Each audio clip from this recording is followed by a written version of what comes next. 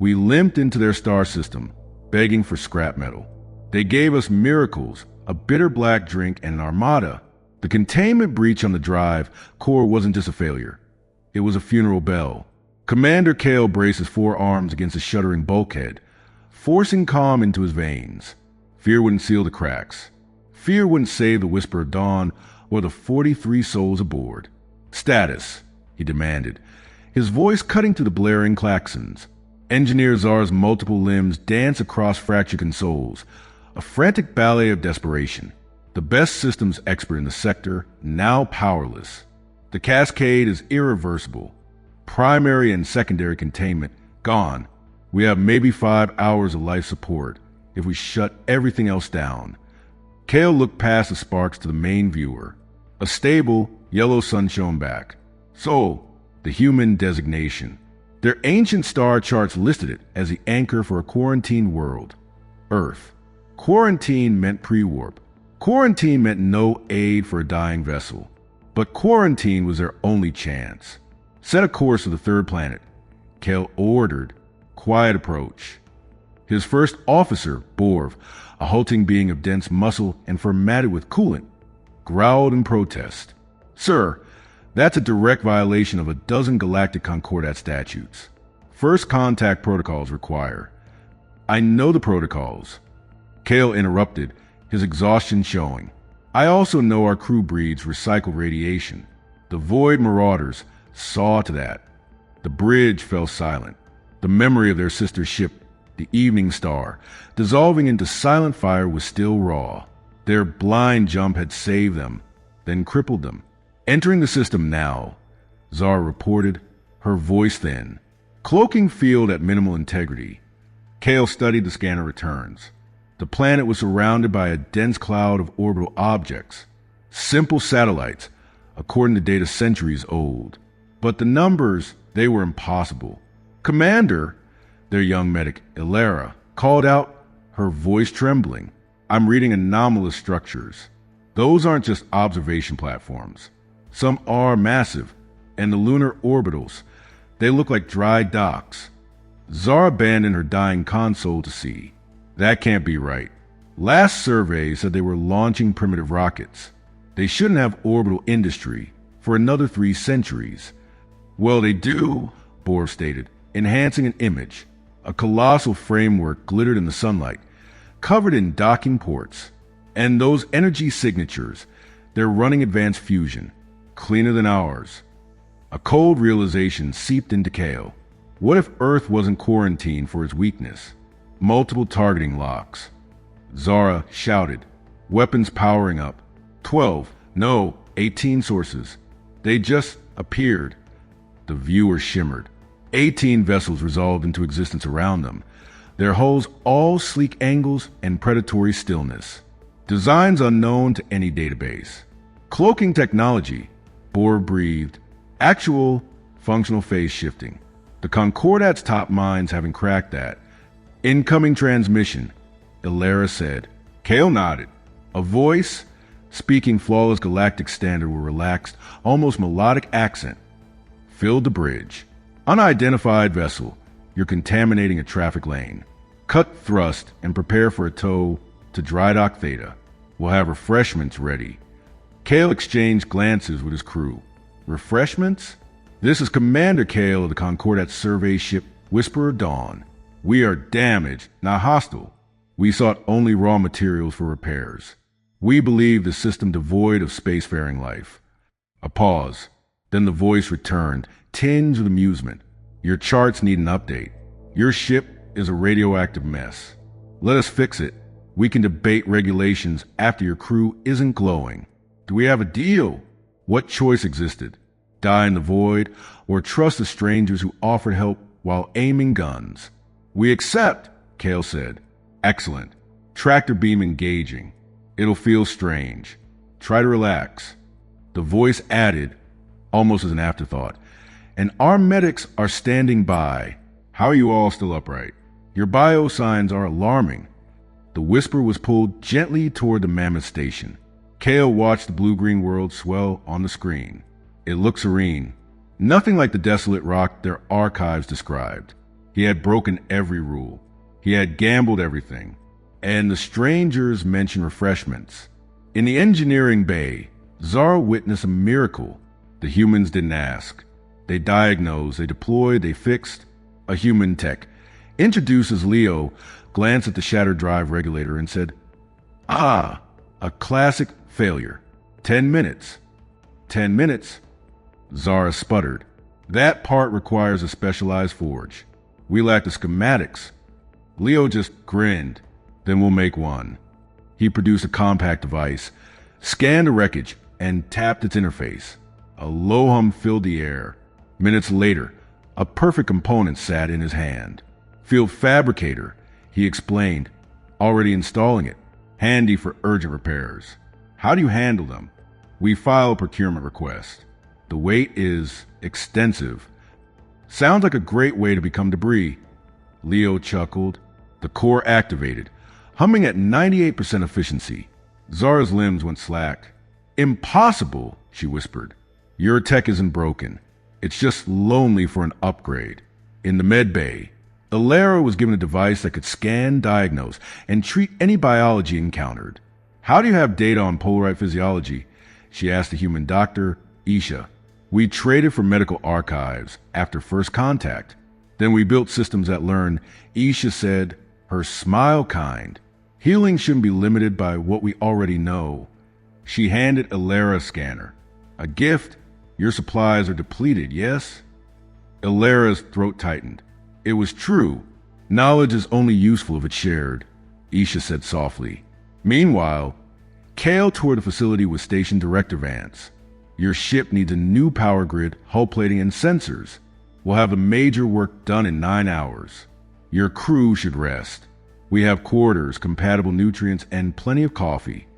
"Director," Kale began, ashamed, "we have no means to compensate you. This is charity." Vance stopped walking. "Commander, you were shot up protecting a trade lane.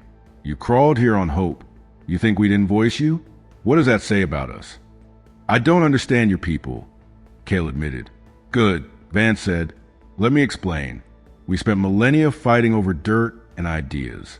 Then we saw the stars, saw how vast it all is. We decided to stop being stupid. Help first. Usually, people pay it forward. It works."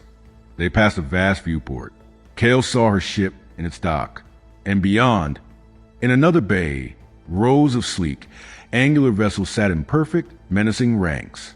"What are those?" she asked. Vance's demeanor shifted slightly. "Multi-role response craft. Patrol rescue." Her tone closed the topic. But Kale saw warships. And the humans had cloaks and fabricators and miraculous medtech. Earth wasn't backward. It was a mystery.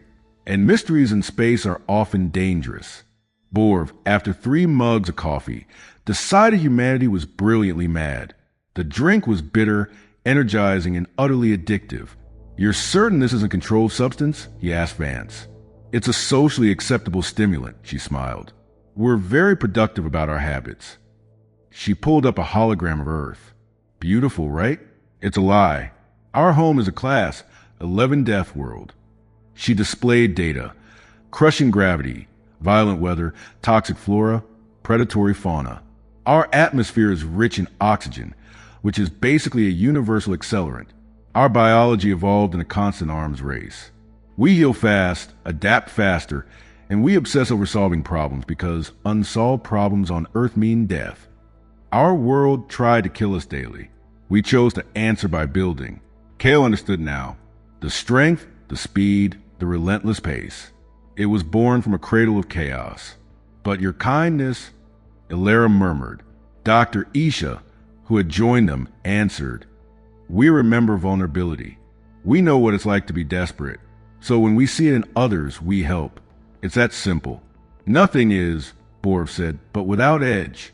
Vance nodded. "Earth made us tough. We chose to be kind. That part was up to us." The alarm that tore through the station was deafening. Kale's crew froze. The humans did not.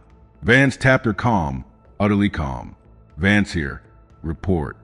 "Emergency broadcast from Concordat Command." A voice replied. "Void Marauder Swarm has broken the rim line. Colonies under siege. All able vessels requested at Rally Point Sigma. Kale was on her feet. My ship, we have to assist. Commander, your crew is exhausted. Your vessel just regained basic function, Vance stated. Then we'll die with honor. Kale shot back. Earth has a different definition of honor, Vance said, then spoke into her comm. Admiral Chun, you monitoring?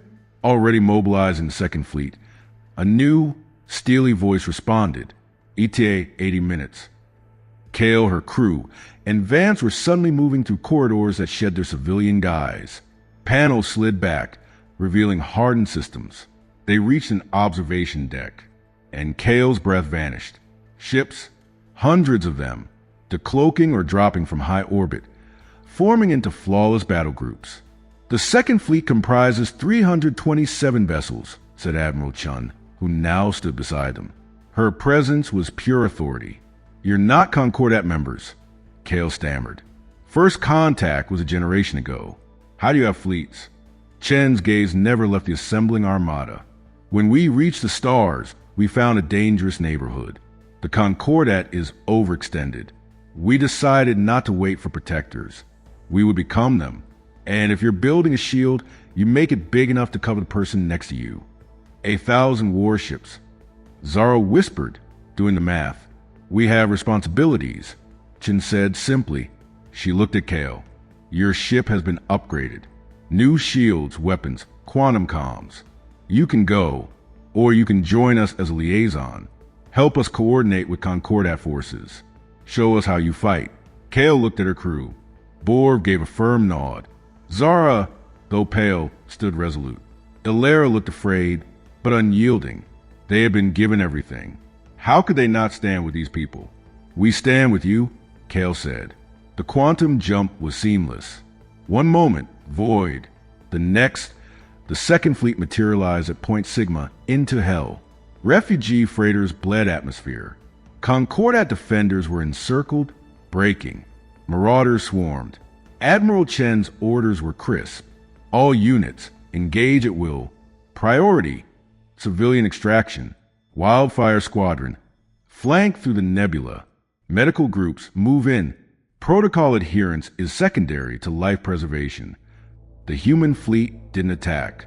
It reacted, like a single organism with hundreds of limbs. Their ships moved at velocities that defied sense, piloted by beings with Deathworld reflexes. They used nebula clouds as cover, asteroid fields as weapons. A Concordat heavy cruiser, its hull open to space, sent a final plea. 3 marauders moved for the kill. Then 5 human ships were there, shielding the cruiser, firing back with pinpoint fury, and extending rescue corridors. Medical teams en route. Just hang on.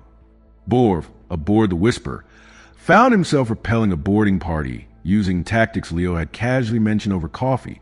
Aggressive, improvised, effective. After standing amid stunned raiders, he muttered into his comm, "Your species is insane." Leo's laugh crackled back. Frequently noted, now help me secure these idiots. I want to look at their engine designs. In 3 hours, it was over. The Marauder commander, broken and confused, demanded to know his conquerors. Chen opened a full-channel broadcast. We are from Earth. We are humanity. We protect our neighbors. You have a choice. Surrender for justice or be removed. You have 30 seconds. The surrender code came in 22. On the station weeks later, Kale received her new insignia. Liaison to the Human Consortium. The ceremony was grand, but her mind was in the observation lounge, looking at Earth. She finally saw it. Not a quarantine world. A forge. It had hammered humanity into the most resilient, terrifyingly compassionate beings in the galaxy. They had taken a violent cradle and used its lessons to build shelter for others. Director Vance found her, holding carafe. Coffee. Kale accepted a mug. I still wonder, why? You could have kept to yourselves. We could have, Vance agreed, but that's not who we chose to be. Her comm chimed. She read the message inside, a smile playing on her lips. Another long-range distress call. Unknown species, running from something called the Hungry Shadows. They're heading here because they heard Earth helps. Borv chuckled. Your reputation precedes you. Vance drained her cup. Need to prep more docking bays. Kale, ready to coordinate? Do I have a choice? Not really. It's your job now. They walked to the command center, where the response was already beginning, because that is what humanity does. Please like this video if you enjoyed the story and want to see more tales from the Winds of Thought. It truly helps the channel. Someone arrives, broken and afraid. Humans help. A threat emerges, preying on the helpless. Humans stand. The galaxy is learning a new truth. Knock on Earth's door in desperation, and it will open not with a spear, but with a shield, a tool, and a freshly brewed, strangely addictive cup of something bitter and wonderful. They never abandon anyone, not on their watch.